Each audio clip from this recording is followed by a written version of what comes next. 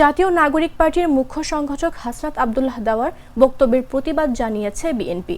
এক সপ্তাহের মধ্যে তাকে ক্ষমা চাওয়ার আলটিমেটাম দেওয়া হয়েছে।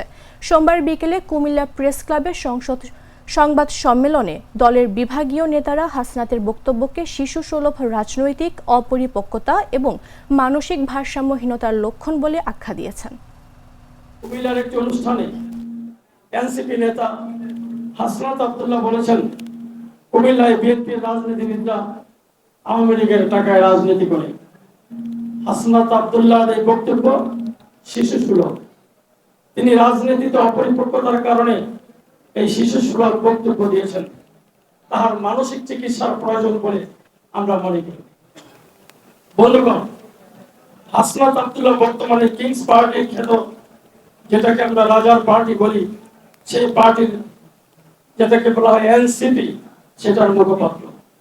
তার মতো ব্যক্তিদের দিয়ে পরিশীলিত রাজনীতি হবে না। রাজনীতিতে সহনশীলতার পরিচয় দিতে হয় এবং অন্য দল নেতাদের প্রতি সম্মান দেখাতে হয়। হাসনাত আব্দুল্লাহর বক্তব্যে বিএনপি কুমিল্লার নেতা কর্মীরা ক্ষুব্ধ। হাসনাত আব্দুল্লাহর বক্তব্য প্রত্যাহার করা না হলে বিএনপি কুমিল্লার নেতা কর্মীদেরকে শান্ত রাখা সম্ভব নয়। এই ঈদে জামা জুতো অ্যাক্সেসরিজের ডিসকাউন্ট।